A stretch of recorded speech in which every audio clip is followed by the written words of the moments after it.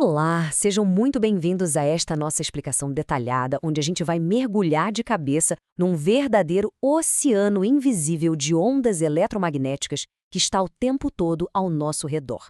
Sabe, desde a tecnologia na palma da nossa mão até a luz daquelas estrelas super distantes, existe uma força constante fluindo pelo espaço. E hoje a gente vai decodificar exatamente como isso funciona na prática.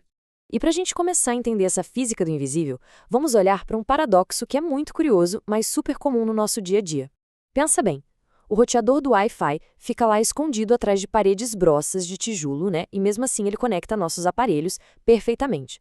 Mas, por outro lado, a luz de uma simples lanterna não consegue atravessar nenhuma folha de papel fina.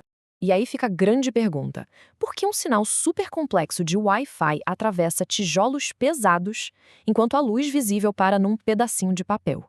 Por que a matéria bloqueia um, mas deixa o outro passar quase livremente? A resposta para isso não tem nada de mágica, é pura física. Para a gente desvendar esse mistério de vez, o nosso roteiro de hoje vai passar por 5 pontos bem diretos. A gente começa entendendo o paradoxo cotidiano, depois vamos para a anatomia e a equação. Em seguida, olhamos o espectro e as escalas, aí a gente entende o que é ionizante versus não ionizante, e para fechar, vamos dissecar a matemática por trás de tudo isso. Bom, então vamos lá. Parte 1. O paradoxo cotidiano. Olha que sacada incrível que a física moderna traz pra gente. O sinal do Wi-Fi pulsando aí na sala e a luz do sol entrando pela janela são literalmente o mesmíssimo fenômeno natural. A única coisa que muda entre eles, de forma absoluta, é o tamanho físico. O que os nossos olhos acham que são fenômenos completamente diferentes, na verdade são apenas tamanhos diferentes da mesmíssima estrutura de onda. O que nos leva à nossa parte 2, anatomia e a equação. Se a gente olhar a estrutura de uma onda bem de perto, fica claro como os campos elétricos e magnéticos oscilam num ângulo de 90 graus.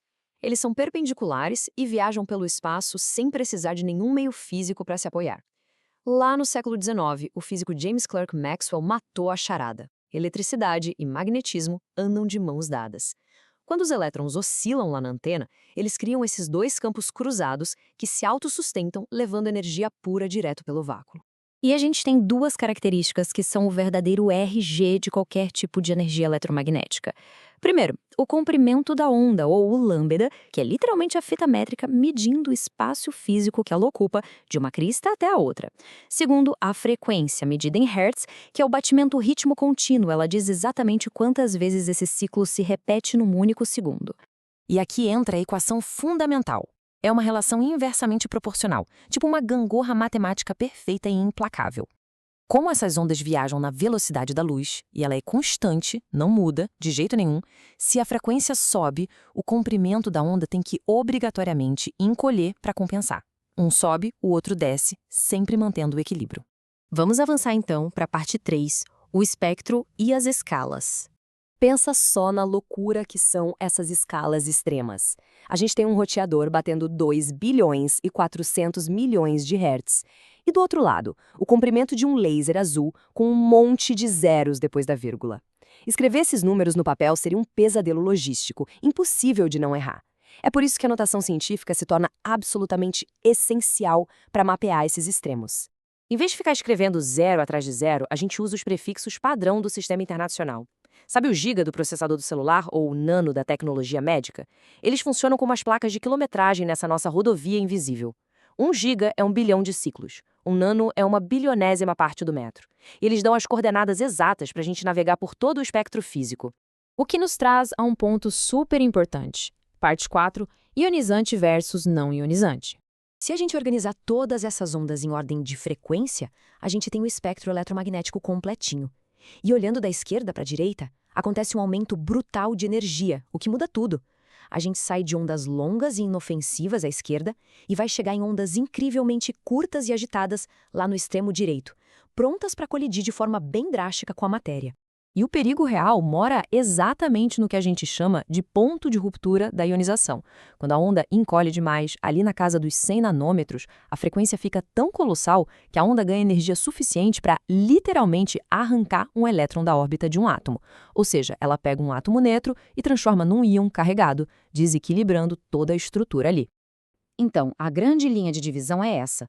separando a agitação térmica de quebras destrutivas das ligações químicas. Do lado não ionizante, tipo o Wi-Fi e a TV, o máximo que acontece é um leve aquecimento das moléculas, bem tranquilo. Mas, em total contraste, os raios-X e raios gama do lado ionizante funcionam como balas microscópicas.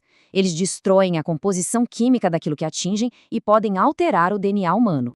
Curiosamente, a radiação ultravioleta do Sol funciona como uma zona de transição bastante perigosa.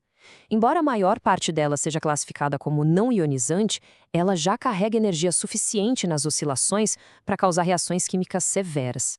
Aquele envelhecimento precoce ou queimadura forte na pele depois de muito tempo no Sol, pois é o poder implacável dessa estrela agindo nas nossas células. Vamos para a nossa última parada, parte 5, dissecando a matemática. Agora, vamos trazer essa teoria toda para a prática, calculando as dimensões físicas da nossa internet sem fio. Porque quando a física dos livros encontra a engenharia de telecomunicações do nosso dia a dia, a mágica some rapidinho e os números mostram que tudo pode ser calculado e projetado. Olha só como a matemática é precisa. Passo 1. Você pega a frequência do roteador, digamos 2.4 GHz. Passo 2, joga a velocidade da luz na fórmula. E o passo 3, divide a velocidade por essa frequência altíssima. A resposta, exato 0,125 metros. Ou seja, cada pulso de internet é uma onda contínua de 12,5 centímetros voando pelo ar. Entender tudo isso prova que o universo invisível ao nosso redor passa muito longe de ser mágica. É física pura, mega estruturada e totalmente previsível. Foi dominando essas variáveis todas que a humanidade conseguiu sair dos antigos rádios chiados e construir a nossa civilização moderna, globalizada e digital. Toda essa comunicação em altíssima velocidade se apoia nessa base simples. E tudo isso deixa a gente com uma reflexão fascinante sobre o futuro da nossa tecnologia. Se a humanidade já desbravou e dominou as ondas desde o Wi-Fi de 12 centímetros até o nível microscópico dos lasers médicos, quais outras fronteiras invisíveis e misteriosas da natureza será que a gente vai descobrir e dominar a seguir? Fica aí essa provocação para a gente pensar.